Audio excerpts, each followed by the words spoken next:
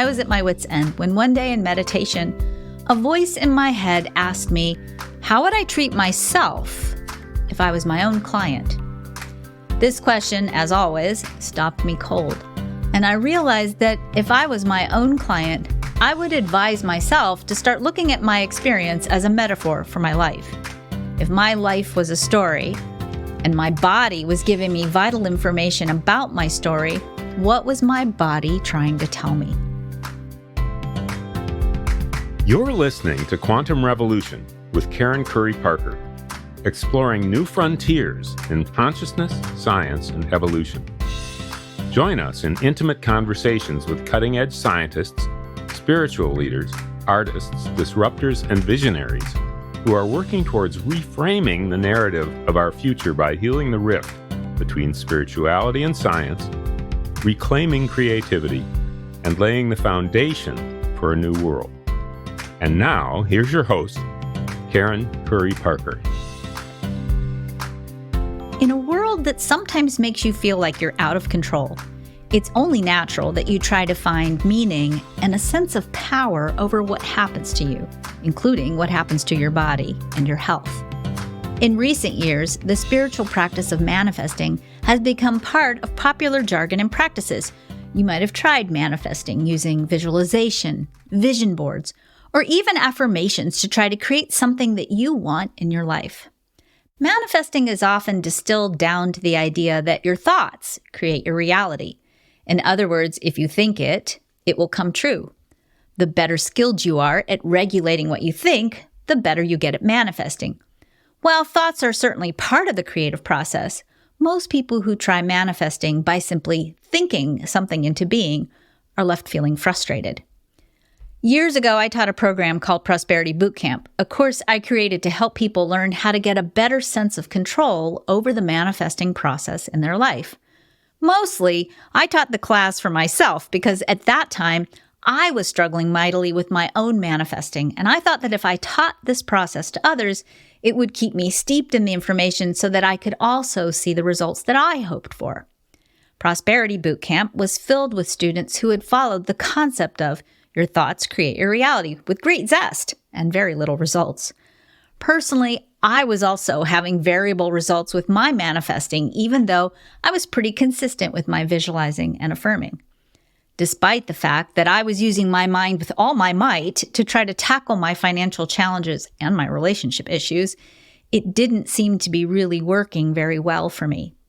I was a full-time single mom at that time in my life, raising my 4 children on my own while struggling to grow my business so that I could create the resources to take care of my family. My dating life was miserable.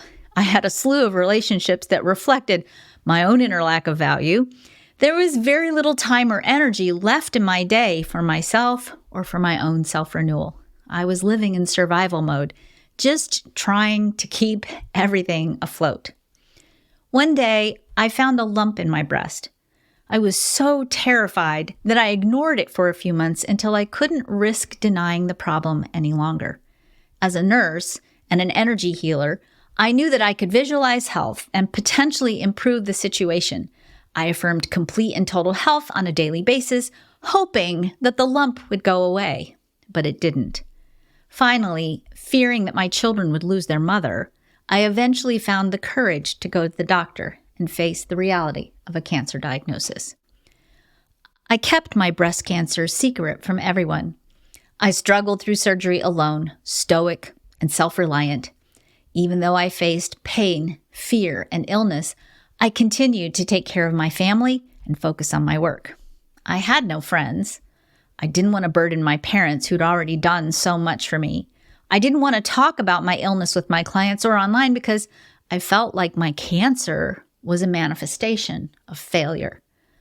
My body was clearly demonstrating that I had no control over my thinking and consequently what I manifested. After surgery, I was given tamoxifen, which is a hormonal therapy to prevent recurrence. The tamoxifen made my mood and my outlook on life extremely bleak. I struggled every day with deep depression, a common side effect of tamoxifen. This only served to deepen my sense of being a spiritual failure. The quality of my life descended, and the stress from being ill and still having to take care of my children and create all the finances to keep us afloat took more and more of a toll on my mind, body, and spirit. I couldn't figure out how, as a metaphysical teacher, a longtime meditator, and a person with affirmations plastered all over my house, could be failing in such a phenomenal way to manifest perfect health. Heck, at that point, I would have settled manifesting feeling even slightly better. I was at my wit's end when one day in meditation, a voice in my head asked me, how would I treat myself if I was my own client? This question, as always, stopped me cold, and I realized that if I was my own client, I would advise myself to start looking at my experience as a metaphor for my life. If my life was a story, and my body was giving me vital information about my story, what was my body trying to tell me? I sat quietly with this contemplation, deeply aware that my body was crying to be heard. As I listened deeply and explored the messages my body had for me, I realized that breasts are a metaphor for nurturing. The manifestation of cancer in my breast held the story of my body and my life crying out for self-care and rest. I needed succor, spiritual nourishment, support to be receptive to love, nurturing, and more balance in my life. I realized that in plowing forward to be everything that I needed to be for my family and for my business, coupled with the fear that if I failed, I'd be letting everyone else down, I had neglected myself. This neglect led to my body crying out and begging me to stop and nurture myself. For me, the first step was to stop taking the tamoxifen. This was an incredibly personal decision, and if you're facing similar issues, please consult with your medical team before you make a similar choice. I needed to reconnect with my natural emotional energy in order to recalibrate and begin the process of creating a better story for my life. Slowly, I added self-care and nurturing into my daily life. It was a very steep learning curve, as I soon discovered how deeply I'd been conditioned by martyrdom. I reconnected with old memories of being praised for giving up what I need and want for the sake of others. I realized that I had internalized stories from the women in my family that lauded their sacrifices, turning them into saints who gave it all for their loved ones, regardless of the cost to their health and well-being. This included stories of my grandmother accepting my grandfather's infidelity and being praised for her patience and kindness. I eventually realized that I could create my life however I chose and that there was no merit to martyring myself. In fact, I discovered that I actually could do more for everyone, including myself, when I took care of myself first. I worked hard to rewrite our family narrative so that my children would grow up with a mother who understood how to create healthy harmony in her life and who modeled self-care. My strength slowly returned. My body and I began to work together to create health. I listened to my body carefully and rested proactively with gusto, an entirely new way of living. Obviously, the restoration of my health was my biggest takeaway, but I also learned something vital about the manifesting process. You can think all the good thoughts you want, but they won't manifest if your underlying story is incongruous with what you're trying to manifest. To truly create what you want, you have to tell a story about who you are and how you are that matches how much you trust and believe that you are worthy to receive what you really want. My body taught me to value myself enough to take care of myself. I had to begin to believe that I deserved rest, support, and nurturing in order to rewrite the story of all my previous life experiences. I realized that nothing outside of me could devalue me, not my ex-husband, not my ancestral lineage, not even my finances. I learned that if I wanted more money, better health, more free time, and the presence to be truly with my children, I had to have an underlying story that precluded all of these outcomes. Once I internalized this understanding, I began to heal my story, and my life's creations shifted dramatically. In order to manifest, you have to understand the different components of the manifesting process. The manifesting process isn't just about mindset and thinking, it's a powerful physiological process. To truly take control of this process, you have to not only change the way you think and live more authentically and reclaim sovereignty over your personal story, you literally have to change your body and cultivate a practice that keeps you aligned with your natural creative power. Let's start by exploring the parts of the manifesting equation before you learn how to put all these parts together to give you a formula for cultivating well-being and expansion, no matter what happens in your life. As you conceptualize all of these different parts of the manifesting equation, please remember that most of these parts do not exist on the material plane. You are learning to become a master magician of energy and reclaiming your power to transform this energy into form. The first part is the quantum field of infinite potential. Right now, as you listen to this, you're sitting in the middle of a field of information that contains every single potential for all of reality. It's just not manifest yet. This field is pure potential and contains the energetic building blocks that make up any situation, opportunity, or thing that you can dream of, and way more. Your brain can only imagine an infinitesimal portion of the potentials available to you in the cosmos. This field of information is full of quantum particles that move at the speed of light, and even faster sometimes than the speed of light. When quantum physicists first tried to explain and measure quantum particles, they soon discovered that they could either measure the movement of a particle or the location of a particle, but never both at the same time. As soon as the scientists had an expectation about where a quantum particle could be located, the particle dropped out of movement into its expected material form in its expected place. In other words, the particle behaved as expected. Moving quantum particles represent potential. They aren't actually manifest yet on the material plane. Quantum particles that have located drop out of movement and exist on the material plane. The meaning or the expectation we have about potentials determines how they drop out of movement and are made manifest in the material world.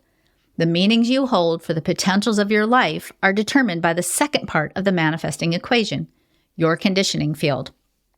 You have a field of information surrounding you that contains the entire history of who you are and all the things that have ever happened to you. This field of information includes all of your past experiences, emotions, and beliefs related to these experiences. It also includes memories stored in your body, including memories from your ancestral lineage. Your quantum human design, your unique energy blueprint, is also part of your conditioning field. Living in a field of information that contains infinite potential is overwhelming and untenable for most people.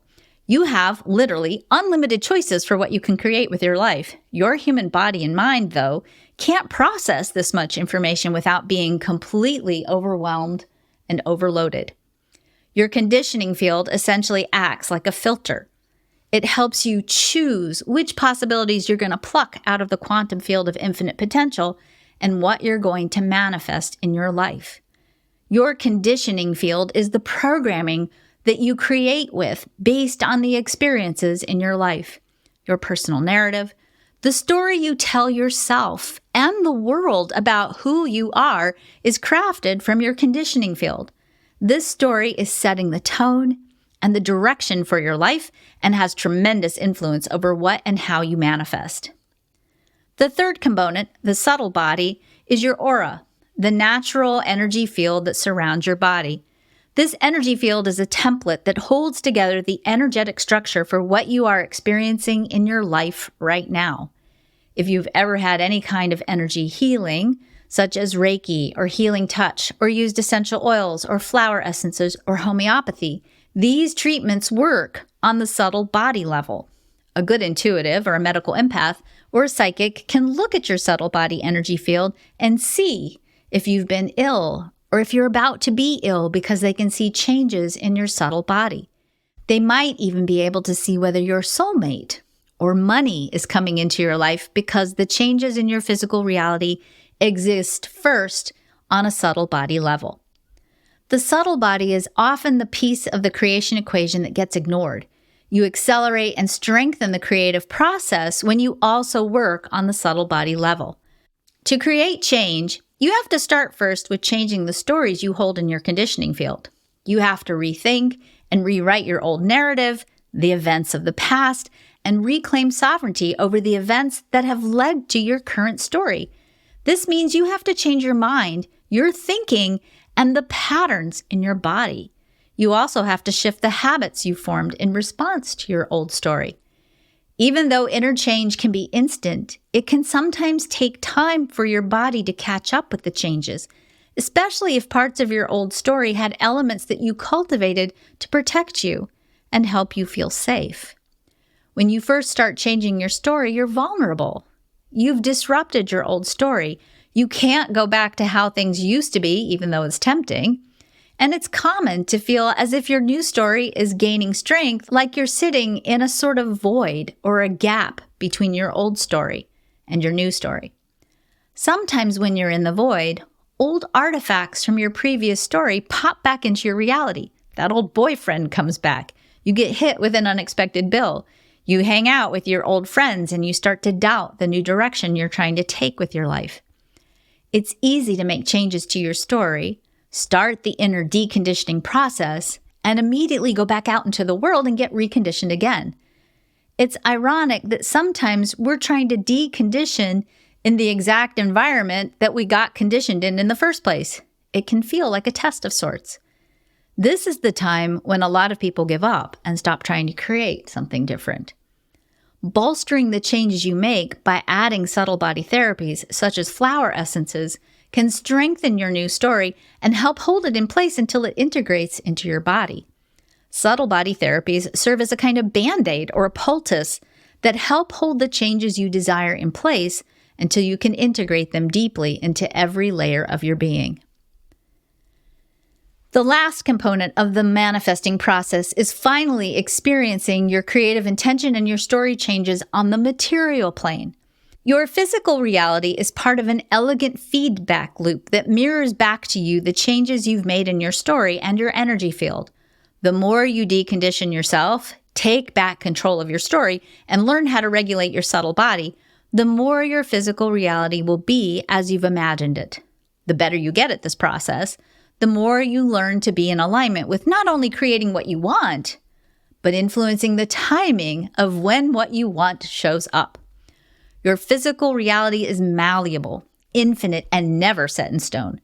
One of the most important things you have to do to become a fully activated creative is to realize that all of reality is a story that's been made manifest.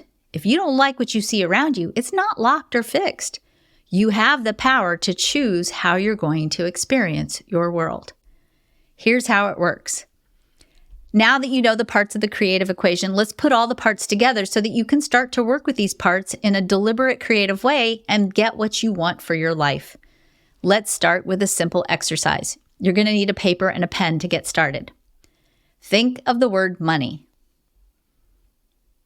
You can pause this podcast if you need to and write down every thought or feeling that you experience when you think of the word money.